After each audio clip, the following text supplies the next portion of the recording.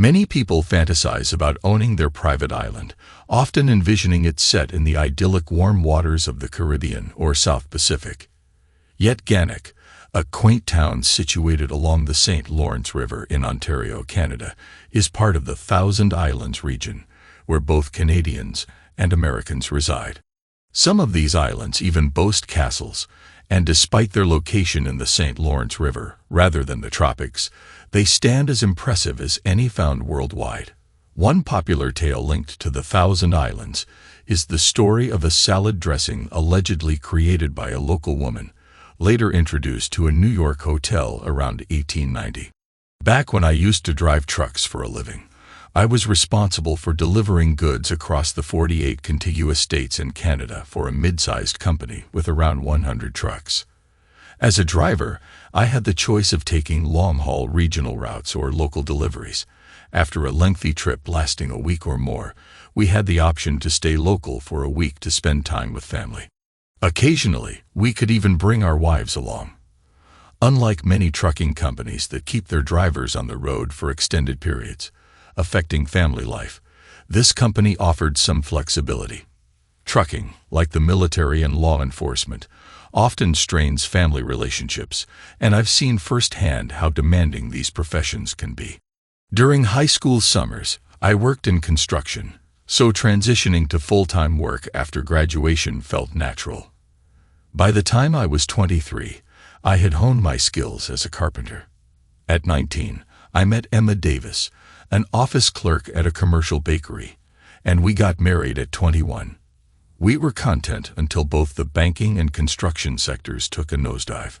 Emma and I decided it would be beneficial for me to try truck driving for better pay, despite the downside of being away from home. The company proposed covering my truck driving school expenses if I committed to a year with them. After acquiring my Class A CDL within 3 weeks, I was paired with a seasoned instructor who taught me how to manage loaded trailers weighing between 16 to 36 tons. Initially scheduled for 5 weeks of training, I managed to convince the safety department of my readiness in just 4.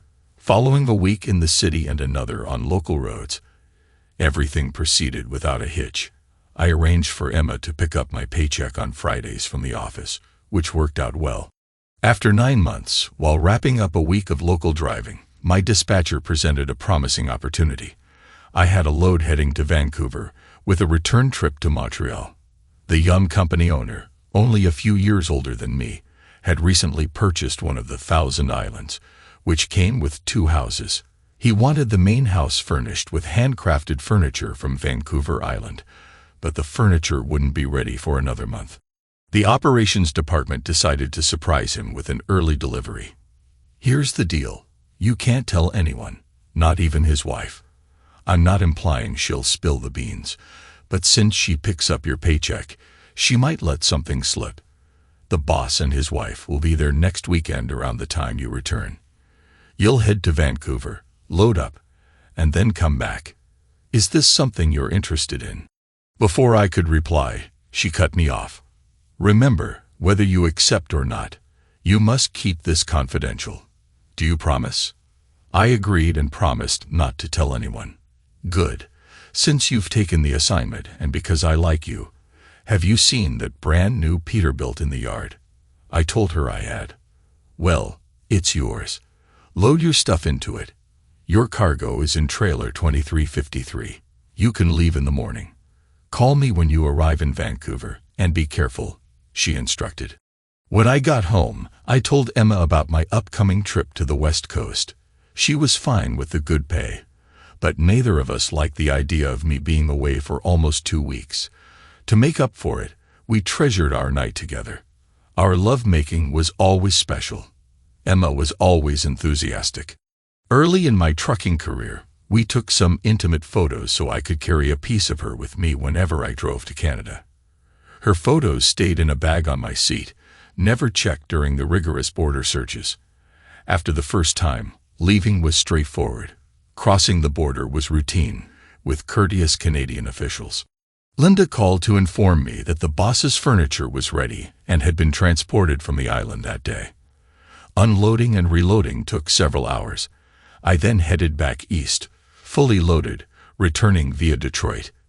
The drive to Montreal took roughly 9 hours. In Kingston, I parked for the night and called Linda at 6:00 a.m. We loaded a barge for the island. The route was simple but slow. The forested island led to the guest house, where I was stunned to find my wife with the boss. Her chest was being rubbed with what I initially thought was sunscreen.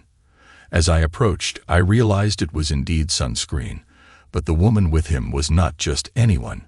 She was my wife. They were taken aback as I briefly spoke to them and then walked away without waiting for a response.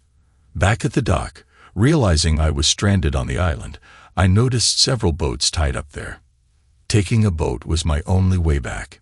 Using some basic knowledge from TV and movies, I found the keys, started a boat, and hastily made my way back to town, causing some damage to it on arrival. The boat drifted away as I departed for Kingston Airport, where I bought a ticket for a flight to New York. Emma had left a voicemail on my phone. Her message simply read, "Please call me back." I called her back. "Linda," I asked. "Good morning, Tom. Did you?"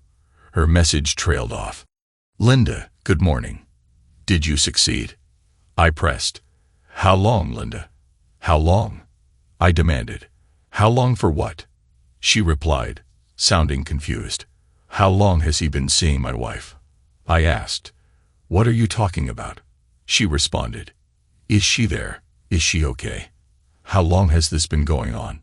I demanded, my voice trembling with anger. Linda, sounding panicked, replied, "About 3 months. I'm really sorry, Tom. His wife had to be there.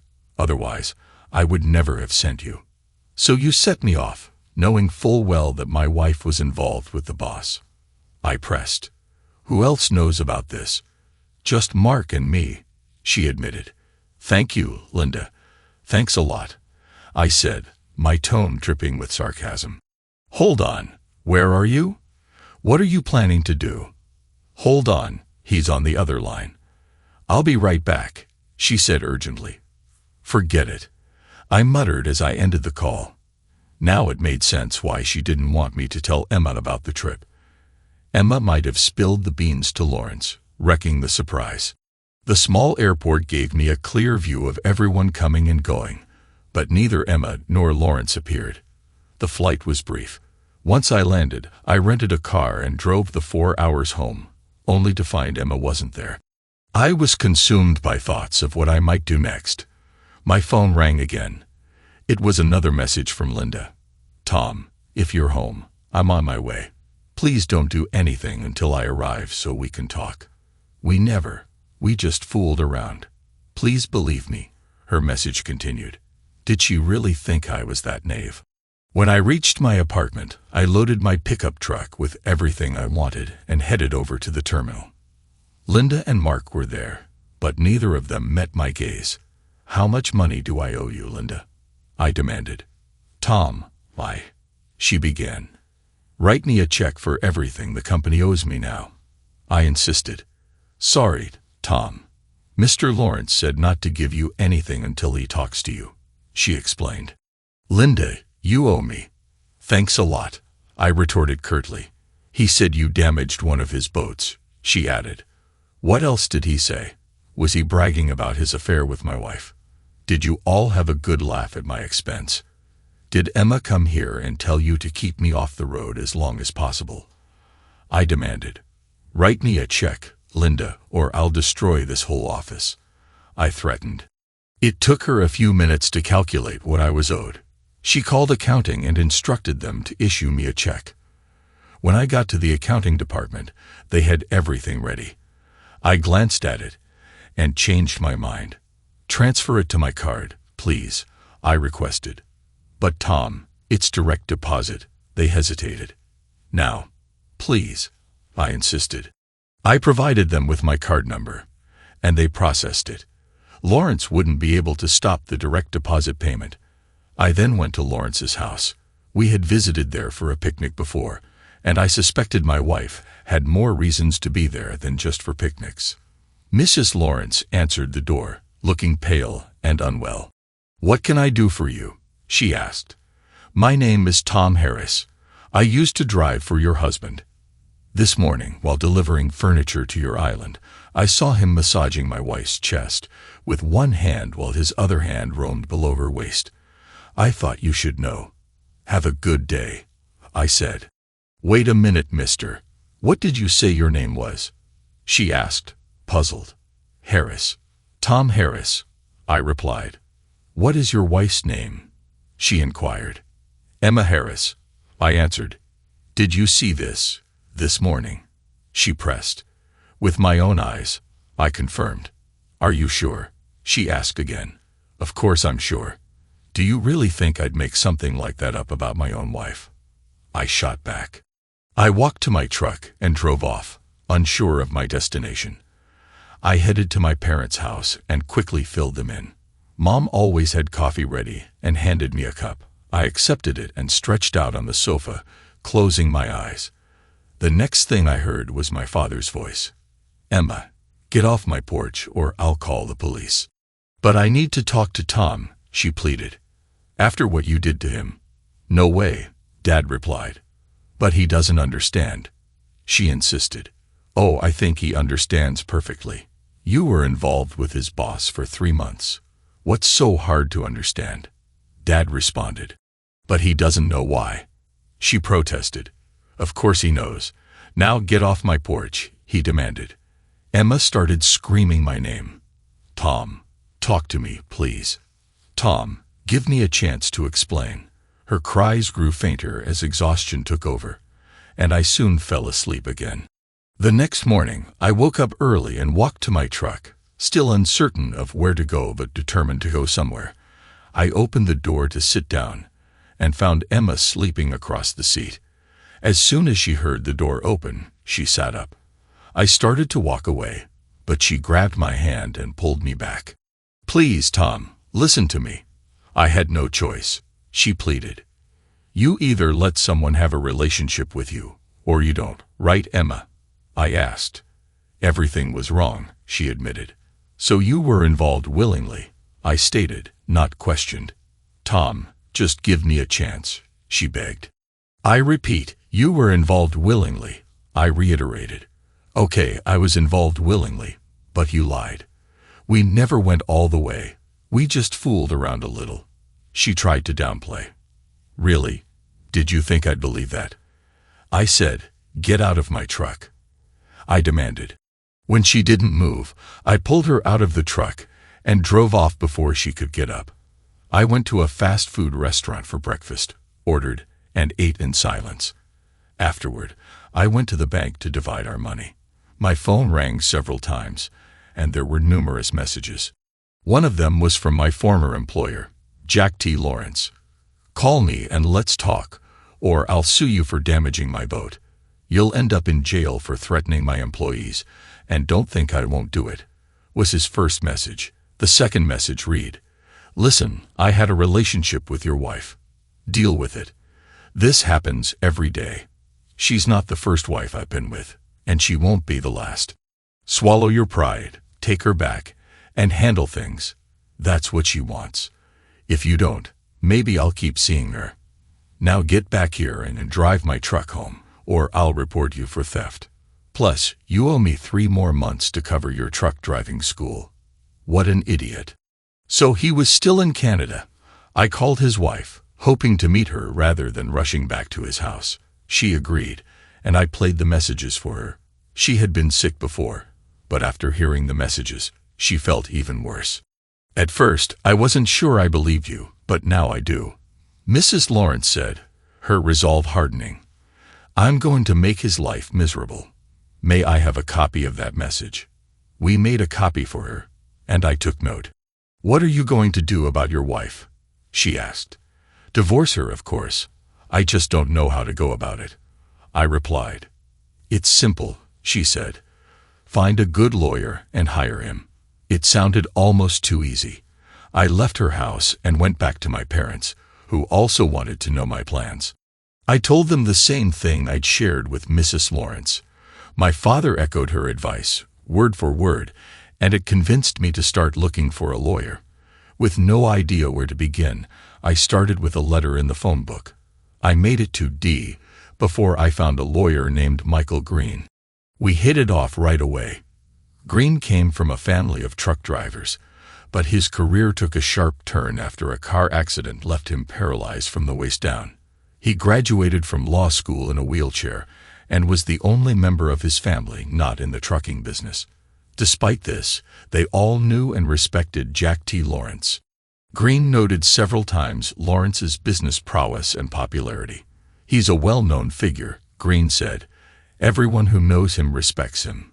He sponsors sports teams, supports arts programs, and donates to every charity that comes his way."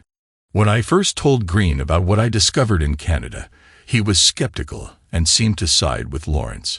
I almost left to find another lawyer, but then I decided to play the messages for him. He finally began to believe me. "This will certainly shake up the community if it gets out. How do you want to handle this? Keep it private or make a splash?" Green asked. "All I want is a divorce as cheaply as possible," I said. "If this mess ends up in the newspapers, so be it, but I want the reason for the divorce to be infidelity. No lies about irreconcilable differences. She cheated, and that's what will be on record." "It can be tricky if that's all you have," Green warned. "Courts today almost require visual evidence, especially when accusing someone of Lawrence's stature." "Well, let's give it a try," I decided. "Fine," Green agreed. "We'll serve her the documents in the next few days. Do you know where she might be?" "Either at work at the bakery, at home, or maybe in Canada with him," I said. "Of course, we can't serve documents to her in Canada, so we'll start at home or work," he noted. "That works for me. You can reach me by mobile or at my parents' house," I said, tired of living with my parents. I spent the next few days searching for an apartment. I found one that wasn't the fanciest or best in town, but it was mine. A week later, Emma was served with divorce papers at work. My father owned a small welding shop, and although I had never shown interest in welding, he convinced me to come work for him, believing it would get me out of my apartment. Both he and my mother felt I was spending too much time indoors. I thought about working for another transport company, but wasn't enthusiastic about it. So I started at the welding shop. My dad had a pickup truck with portable welding equipment, and mostly he repaired things or created custom pieces on request. Emma tried to talk to me several times, but once she was served, everything went through our lawyers. Our first meeting was about a month later. Her lawyer attempted to get the infidelity charge dropped, but I refused. Emma was desperate to keep Lawrence's name out of the divorce suit, fearing it would ruin his reputation. "This could damage his standing in society," she argued. "Are you serious?" I exploded. "He's a wife stealer and should be exposed to the public." Emma countered. "If you had treated your wife better, he wouldn't have been able to steal her." This led to a heated argument that could only be halted by separating us into different rooms. Once we were back together, she again tried to convince me to drop Lawrence's name from the petition. "I'm not going to do that, so forget about it," I said firmly. "Why are you trying so hard to protect him? Are you planning to marry him? Are you still involved with him?" FYI, he and I are still dating, so yes, I'm still involved with him, Emma admitted. Her lawyer groaned and laid his head on the table. Without lifting it, he said, "You've just admitted to your husband and two BFFs that you committed infidelity. This is probably the worst thing you could do at this point." "I don't care," Emma said. "And to answer your other question, yes, I'm going to marry him as soon as he's divorced." "So you think he loves you?" I asked. "Certainly," she replied. I placed my phone on the table and scrolled through Lawrence's messages to her. "That's not what he said. He's just playing you," I said. Mr. Green chuckled as he pulled an envelope from his briefcase and slid it across the table to Emma. Her lawyer intercepted it, opened it, and reviewed the contents. The envelope contained a note and a series of photos. Emma examined the photos first, then read the note aloud. "Mr. Harris, these may help with your divorce. The first 5 were taken on the island 3 weeks ago with my hairdresser's wife. The next 6 were from last week when I was away. He picked up a woman at a bar. It was just another flame like your wife's. The photos showed Lawrence with 2 women in various stages of undress and intimate positions, leaving no doubt about his infidelities. Emma pushed the photos away and left the room, only to return to court, where everything, money, jewelry, china, and her clothes, was divided. She stayed in their apartment, and Lawrence's reputation plummeted. His sports teams folded, and Nana received half of everything, including their home and half of the moving company. He only kept the Canadian island because Nina didn't want it. Lawrence billed my lawyer for truck driving school, claiming breach of contract, which prompted a colorful response from Mr. Green. Nina called to disregard it and offered me an operations manager position at a trucking company. It was tempting, but I declined. Over time, I discovered a knack for metalwork, thanks to Dad's guidance. Dating came and went, seldom lasting. Lawrence's business was sold, and Nina vanished into thin air. He would occasionally reappear, but never seemed to recognize me from our shared past. I found solace in welding and crafting metal goods at the shop, creating everything from weather vanes to decorative mailbox stands. One quiet Sunday, Emma showed up unexpectedly, seeking a conversation. "Can we talk?" she asked. "I don't have much to say," I responded. "Just listen," she insisted. She began, "I'm not here to make excuses. We had a good life. Money, love. So why Lawrence? Partly because of his lies about you, his constant absences, and the mistreatment. He convinced me that every trucker cheats, and I believed it." Linda backed him up, claiming Lawrence treated me well. Mrs. Lawrence supposedly condoned his affairs to keep the marriage intact. It was all deceit, but I was too naive to see it. Now I know better. I remained silent, letting her words sink in. When it seemed she had finished, I spoke up. "Why tell me this now?" I asked. "I don't know," she admitted. "I never really wanted to confess the truth. I always thought I could spin a tale where you were at fault, and I even came up with a few excuses, but I couldn't bring myself to share them. Today, as I drove past your shop, I saw you and felt a compulsion to stop. I didn't know what I was going to say, only that I needed to say something, if you'd let me. And what I said turned out to be the honest truth." "What did you hope to achieve with this confession?" I asked. "I wanted you to know it wasn't your fault. It was all my selfish desires and the lies he spun for me. I also wanted you to know that whether you believe it or not, I never stopped loving you," she replied. "That's where I think you're being disingenuous," I countered. "You can't truly love someone and still lie and betray them. You did both, and if I remember correctly, you even planned to marry him. Are you still involved with him? I can't explain it any better than I have, and I won't try to make you believe me. And no, I'm not with him. I haven't seen him since the day we saw those photos at the lawyer's office," she said. She sat in silence for a few moments, watching me work. "I suppose I should go," she finally said, standing up. "Tom," I looked at her. "Is there any chance you could forgive me enough to give me another shot?" she asked. I shook my head. "You know where the door is," I said. After she left, I mulled over my ex-boss and ex-wife, reaffirming my suspicions about them. I wondered how my life might have turned out if I hadn't surprised my boss on the island. Would I still be trucking, resigned to the remnants of a broken dream? Instead, I chose to pursue crafting weather vanes and took the risk of financial ruin. Then a flyer for a Renaissance festival arrived. I'd never heard of such a thing and discovered that Maryland claimed jousting and lacrosse as its official sports. Intrigued, I attended a nearby festival. There, vendors sold armor, swords, and other medieval goods.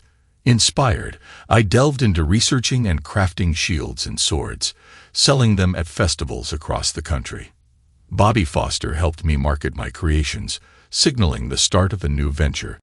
I continued to build and sell swords and shields, steadily gaining traction. During this period, I took on a difficult repair job for Mr. Peter Sanders' damaged gate. Despite my initial doubts, I completed the work with help from his daughter, Rachel, who brought me iced tea and kept me company as we worked together. I developed an interest in armor making and wondered about its potential profitability while dating a woman I met at the library. Our relationship ended abruptly. Later, at a cinema, I unexpectedly encountered Rachel with her boyfriend. I overheard her say, "If you touch me there again, I'll cut off your hand." His hand fell from her shoulder, irritated. She left, and her boyfriend begged her to return. I followed them, noting that Rachel did not tolerate his behavior. Although I couldn't hear their argument, I decided to intervene. "Rachel, are you okay?" I asked. She glanced at me, taking a moment to recognize me. "No. That guy's too much, and I'm tired of fighting him off. Can you give me a ride home?" "Sure," I agreed. As we headed to my truck, another man approached. "Rachel, are you okay?" he asked.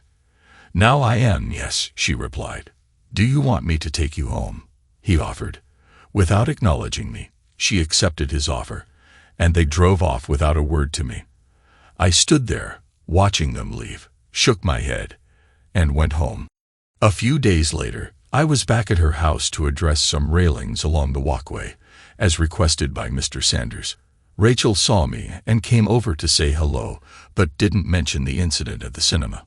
Still annoyed by the previous encounter, I wasn't in the mood for conversation. She took the hint and left. I returned the next day with spare parts for the railings. As she headed toward the pool, Rachel stopped to chat. I mostly ignored her, still unsettled by the theater incident. "Are you mad at me?" she asked. "Do you remember what happened at the movies last week?" I replied. "You mean with the guy?" she clarified. "Yes," I confirmed. "What about it?" "You asked me to give you a ride home. Do you remember that?" I pressed. "Of course," she said. "What happened after that?" "Nothing. Someone else showed up and took me home," she said. "And you didn't see anything wrong with that?" I asked. "No. Was there?" she responded, puzzled. "Not if you didn't see anything," I said, grabbing a hammer and starting to work on the metal, hoping she'd take the hint and leave. It didn't make sense. Yeah, she was getting impatient. "I don't get you," she said. I looked her straight in the eye. "That's the problem," I stated, resuming my hammering. She got the message and left. I spent the rest of the day finishing the railings. My interest in armor continued to grow, leading me to research its construction thoroughly. I crafted my first piece and felt a sense of accomplishment. I sent a photo to Bobby for his feedback. "Stick with shields and swords," he advised, chuckling. "You're great at that. Armor takes a lot more effort to sell." A few days later, while at a local bar watching a baseball game, Rachel approached me. "I'm meeting friends for a drink. Want to join us?" she asked. "No thanks. I'm good here," I replied. She stood up to leave but hesitated. "Are you ever going to tell me what I did to make you mad?" she asked. "If I have to explain it, I feel sorry for you. Enjoy your drinks," I said. I finished my beer and was about to leave when she came back. "Oh my God, Tom. I didn't mean to ignore you. That guy at the theater made me so angry. I didn't know what I was doing. Please accept my apologies," she pleaded. I assumed someone at her table had overheard our conversation and corrected her. "Apologies accepted," I said. She smiled. "Will you join us now, please? Let's just have a drink. I owe you at least this." I smiled back. "Sure. Thank you." The evening turned out to be enjoyable. Two of her friends reminded her of her manners throughout the night. I felt a renewed sense of sympathy toward her. As the group eventually dispersed, I left with Jenny, who had sat with us. I took the opportunity to ask her about Rachel. "Jenny, what's the story with Rachel?" I inquired. She looked thoughtful before responding. "Look, Tom, I'm not her closest friend, but we're pretty tight. There's something about you that she likes. She regrets how she treated you. She made that clear to everyone at the table," Jenny explained. "Did she tell you that herself?" I asked. She did. You've got to give her credit for being upfront about it, Jenny replied. Do you want her number? Do you have it? I asked. No, I don't, she said. Hand me your phone. I said, holding out my hand. She complied, and I watched as she entered Rachel's number. Give her a call, Jenny suggested. The following week, on a quiet morning at the store, Rachel walked in. I figured she must have gotten the address from her father. Did you have fun last time? I asked as she approached. I enjoyed it, she said. I like your friends. That's good, I replied. But what about me? Do you like me? She gave a small smile. I remember you apologized, and I remember accepting it, I acknowledged. Then why aren't we friends? She asked. I smiled. I think we're working on it. An apology doesn't automatically mend a relationship. It shows you recognize your mistake and regret it. It doesn't guarantee that we'll become friends, but it does mean I see that you're genuinely sorry. It was, she assured me. I believe you, I said. Good. So how about dinner tonight? She proposed. I chuckled. Why not? It'll be a good step toward building our friendship. Great, she asked. How about tonight? She suggested. And so we went out for dinner. Our connection grew, and our friendship blossomed into something more. We dated for 2 months before becoming physically involved and engaged, but that was only the beginning. We wanted to spend every possible moment together. She would visit the store just to be with me, and we both cherish those moments. I could work while she read, and we didn't always need to talk or interact. Just being in each other's presence was enough. During a late-night conversation in bed, I learned more about her past. She had been married briefly, but it was her revelation about her family that truly surprised me. Rachel revealed that Jonah Sanders wasn't her biological father. Her mother had married Sanders after her first husband, who owned a trucking company, passed away. 2 years into their marriage, Rachel had an older brother, Jack, who had taken over the company. Despite doubts about his youthfulness, he proved capable, and the business thrived. I got out of bed, poured us drinks, and returned. Tell me more about your brother, I said. I've told you most of it, she replied. The company was doing well, so well that Jack and my ex-sister-in-law bought an island in Canada. Then some woman got involved, seducing him and leading to their divorce. She had her husband start working for Jack, and they set him up. My sister-in-law divorced him, took half the company, and they had to sell it. I took a deep gulp of my drink. How much did they extort from him? I asked. My brother never told me the exact amount. But they did get something, she said. Do you remember their names? I inquired. I did, but I've forgotten, she answered. I decided to be honest. Despite my fears about it ending our relationship, I chose to have one last intimate moment with her before revealing the truth. Afterward, despite the unparalleled connection we shared, I knew I had to come clean. As I dressed and sat on the edge of her bed, I began.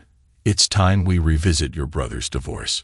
Was what you told me the official version or his perspective? That's what he told me, so I took it as the truth, she replied. Why do you ask? Because everything happened differently, I said. What do you mean? She asked, looking puzzled. I recounted the true events, and halfway through, she abruptly got out of bed, still unclothed, and listened intently. When I finished, I clarified that Emma and I had simply ended our marriage without any extortion involved. You're lying. Get out. She snapped. I'm not lying. This is the truth, I insisted. She threw a pillow at me. You're lying. Get out, and don't come back with these lies. I left, feeling the sense of loss, but cherishing the memory of our final closeness. Life continued, and I found myself in another social lull, unable to break free from my rut. One evening, in a moment of indulgence, I decided to dine at a high-end restaurant. After finishing my main course, I noticed Rachel and her brother a few tables away, celebrating with a small cake. Summoning my courage, I paid the bill and approached their table, boldly sitting down. They looked at me as if I were an intruder. Her brother was the first to speak. "Are you sure you're at the right table?" he asked, clearly confused. "Indeed," I said. "I think it's time you told your sister the truth about your divorce." "She knows about it," he retorted. "Evidently, she doesn't know the real truth, so you need to set the record straight." I said firmly, "Get lost." He snapped, "Rachel, what's going on?" She nearly shouted, "Get him out of here." Miraculously, a waiter appeared. "Is everything all right here?" he asked. "This guy," Rachel said, pointing at me, "sat down uninvited and mistreated my brother. I want him to leave." "Certainly, sir. I must ask you to depart," the waiter insisted. I looked at Lawrence. "You're something else," I said. "Just go," Rachel demanded. As I left, I suspected it might be our final meeting. Back in my shop, I focused on my favorite projects, axes and chainmail. The next weekend, I prepared for a festival, bringing along shields, axes, and chainmail samples for Bobby. He secured me a vendor pass and introduced me to Carla, who was dressed in period attire with a revealing gown. "Bobby, meet Tom." "Tom, this is Carla," he said. "Tom crafts our pieces and has some new ones today." "That's what I do," I said, heading to my truck to retrieve the new items. Bobby and Carla regarded the new pieces with awe, usually reserved for rare artifacts. Amidst the festival's energetic buzz, we shared a meal and reveled in the lively atmosphere. I wanted to delve deeper into Carla's background, but the opportunity slipped away. Later, Bobby provided some context. "She and her sister run festivals all over the country," Bobby explained. "If you hadn't shown up, she would have been here anyway." "Why didn't you mention that sooner?" "I could have booked a motel," I said. "Not a chance," he replied. "They're all fully booked." The next day, Carla stole the show, and we had a lucrative weekend, selling out all our stock. Afterward, Bobby persuaded me to stay another night before heading home. Back at the workshop, I dived into crafting chainmail, pushing through exhaustion without much sleep. Around 3 a.m., a knock on my door startled me. It was Rachel, visibly drunk, and flanked by police officers. "Are you Tom Harris?" one officer asked. "Yes," I responded. "Is she your girlfriend?" he inquired. "I know her, but she's not my girlfriend," I clarified. "Are you certain?" "She's adamant that you're her boyfriend," the officer pressed. "Not at all. The last time I saw her, she called me a liar and threw me out," I explained. "We're taking her with us," the officer said. "Where are you taking her?" I asked. "To spend the night at the station," he replied. "No, please don't do that. I'll look after her," I offered. "Are you sure?" he questioned. "No, but I can't let her stay at the station." I insisted. I helped her inside and settled her on my bed, the only place available. I considered sleeping on the couch, which was preferable to the air mattress in Bobby's tent, but I opted for my own bed instead, even though it was now occupied by a snoring, intoxicated woman. The next morning, I woke up and headed to work. I didn't hear a peep from Rachel all day and figured she'd still be asleep when I got back. I was wrong. She was gone, and the apartment was immaculate. I looked for a note but found nothing. Despite my efforts, I couldn't finish a single new piece of chainmail. Bobby stopped by to collect the shields, swords, and axes I had stashed. We debated hiring additional help, but found that skilled metalworkers were scarce. Instead, we decided to train new recruits, placing ads in the local paper and festival newsletters. One Friday evening, as I worked on designing a machine to enhance chainmail production, I was deep in thought. There were machines available, but I was determined to improve upon them. It was late, and I was exhausted when there was a knock on the door. It was a sober Rachel. "Thank you for taking care of me last night," she said. I nodded. I tried to teddy up. "Everything's fine." She nodded back, clearly unsure of what to say, and we stood in silence. "Look, it's been a long day, and I need to get some rest," I said. I gently maneuvered past her, closed and locked the door, then headed to my car. "Good night," I added. As I was about to get into the car, I heard her call out, "You were right. My brother lied. I'm sorry." I gave a small wave over my shoulder, got into the car, and drove home. My fascination with armor making only grew after Bobby critiqued my initial design. I dove into research and crafted a new suit that would serve as a model for future pieces. They were intricate, time-consuming, and incredibly challenging, but I thrived on the challenge. Ready to showcase my work, I brought the new suit to the next festival. Bobby was impressed, and though we could have sold it multiple times over, we chose to display it as a testament to my craftsmanship. Visitors admired it, gave feedback, and expressed interest in customizations. My festival ventures became increasingly successful and fulfilling. I bought a trailer to transport my tools and materials, allowing me to move smoothly between festivals. Sometimes I worked at a booth, engaging with attendees, while other times I crafted in the private vendor area. One evening between festivals, I chatted with my father and marveled at the unexpected success of Renaissance metalwork. Who would have thought so many people are interested in armor and can afford it? "These items aren't exactly cheap," I remarked. After the festival season, I started dating a woman I'd met at the local car dealership. I was considering buying a new truck to replace my dad's aging welding truck.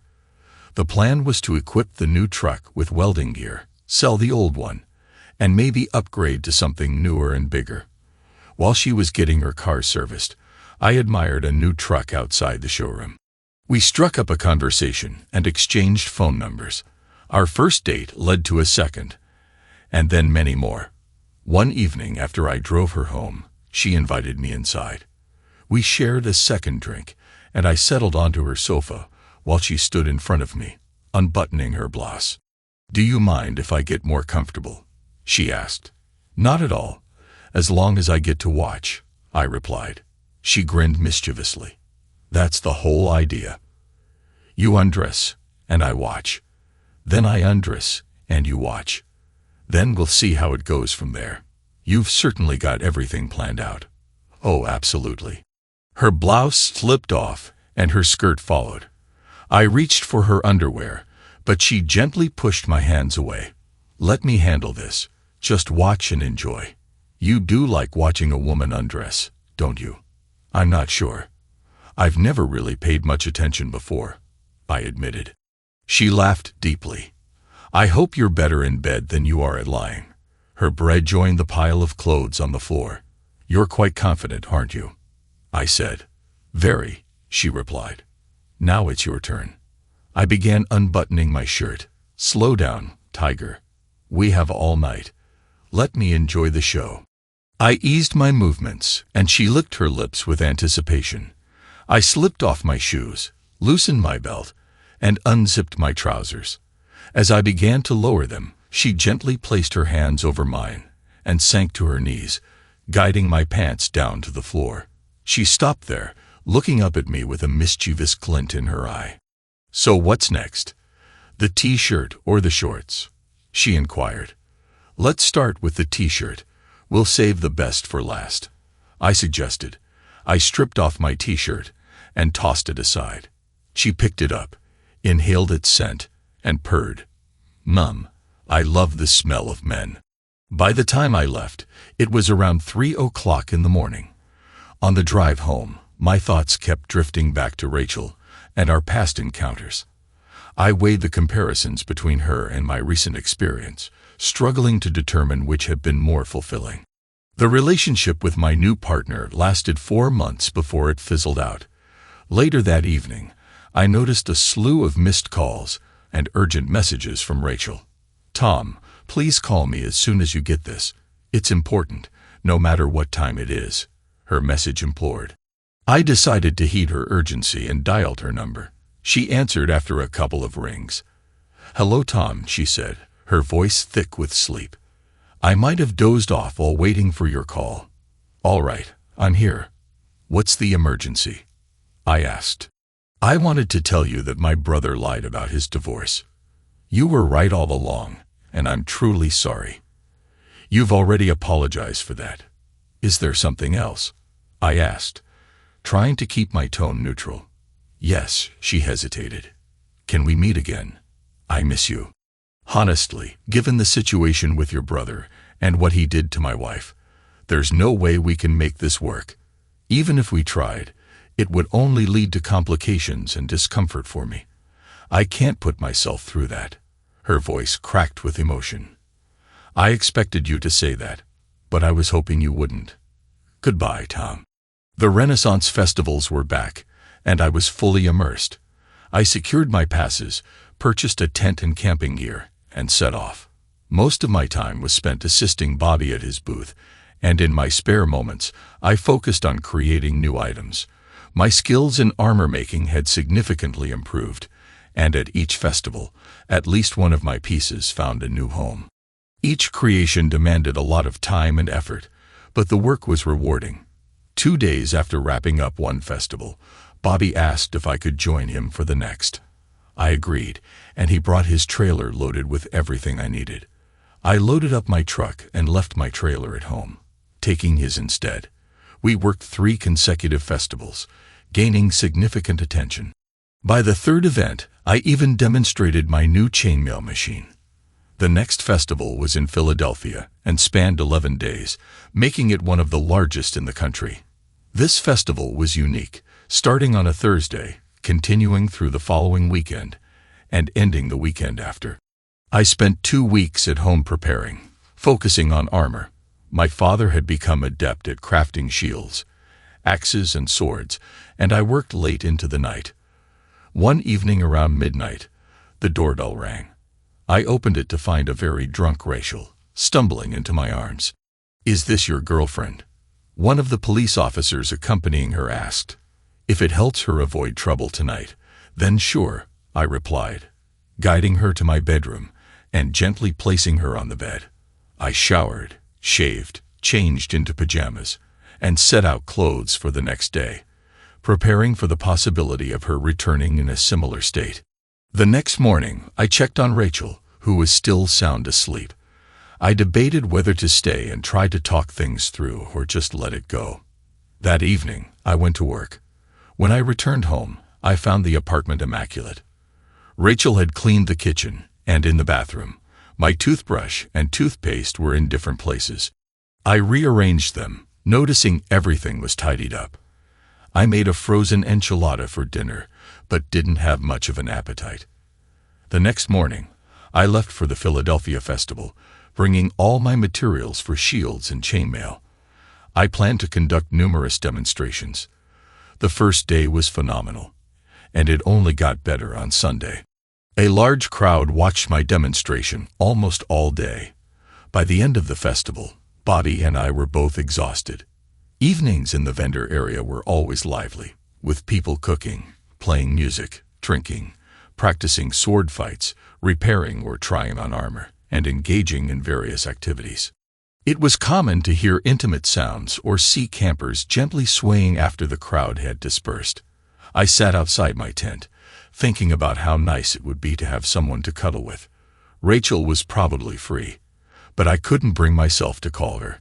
Monday's crowd was moderate, but foot traffic remained steady throughout the day. Attendance records weren't broken, but it was still bustling.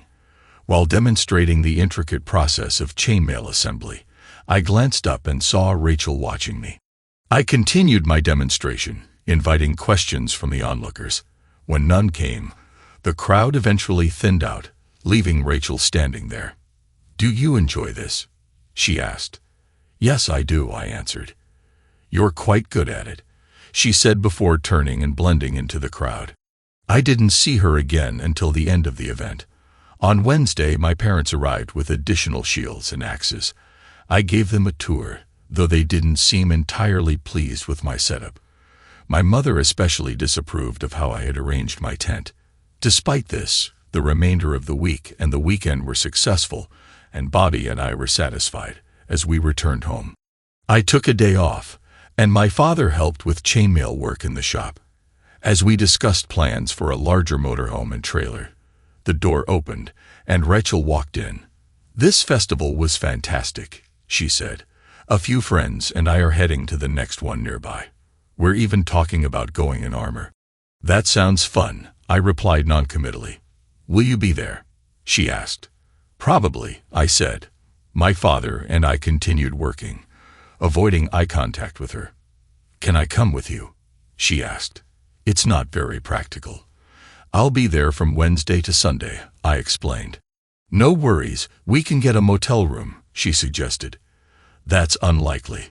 Those book up months in advance, I said. So where do you stay then? She asked. In a tent, I replied. That sounds pretty cozy. Maybe we could share it, she proposed. It's a bit cramped, I said. Cramped can be cozy, she countered with a smile. My father shot me a glance, gave a knowing grin, and excused himself. Look, Rachel said, you'll never fully forget that my brother was involved with your ex-wife, and that means we can't have a serious relationship. But that doesn't mean we can't have something more casual, right? We clearly enjoy each other's company. I hesitated, weighing my words. Why not take advantage of what we have? She continued. You can date others if you want, but if you're not getting what you need, I can step in. What do you think? I looked at her, struggling with the idea. You're wonderful, and I've said it before, but the idea of sharing doesn't sit well with me. I can't just engage in something physical with you, knowing you might leave for someone else, even if you haven't yet. We both deserve meaningful relationships. She stepped closer, touched my face gently, and kissed me. You're not getting it. I'm already in a relationship. If you want to date others, go ahead, but I'll always be here for you whenever you need me. I don't need anyone else. I love you, and I'm committed to this arrangement. She kissed me again before leaving. My father, who had clearly been watching, turned to me and asked, What are you going to do about her? I stared at the door as she had just exited, feeling lost. Honestly, Dad, I don't know. What do you suggest? You've got two choices, he said. Either you accept that her brother's affair with your ex-wife might mean she'll stick around, or you leave town and keep a low profile. It might be time to consider what your mother and I discussed. What's that? I asked. We'll talk about it when we get home, he replied. At the dinner table later, my father updated my mother on the situation with Rachel. I think it's time we give Tom the gift we talked about, he said. I think you're right. My mother agreed. What gift? I asked. I don't like the idea of you staying in a tent, my mother said. We're going to get you a motorhome, my father announced. Arguing with them seemed pointless, and honestly, I thought it was a good idea. It took a week to find the right one. With my Class A CDL, I didn't need driving lessons. I hugged them both, thanked them, and bought a trailer to tow behind it. I set up the trailer so I could work inside if needed and connected the power from the motorhome. The setup was perfect. I focused on crafting armor while my father worked on shields, swords, and axes. We both found immense satisfaction in our work. Bobby, seeing my new setup, couldn't help but feel envious and asked, Have you christened the motorhome yet? What do you mean? I asked. Have you had any fun in it yet? He clarified with a grin. No, I replied. He grinned wider. Do you mind if Carla and I chuckled. Go ahead. He texted her, and she arrived in 10 minutes. They went off to the motorhome, holding hands and laughing.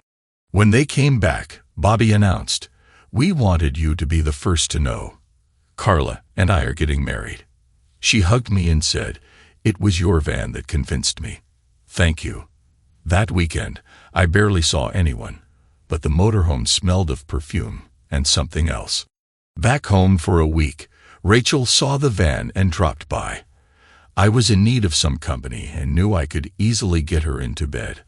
I gave her a tour, and she was impressed.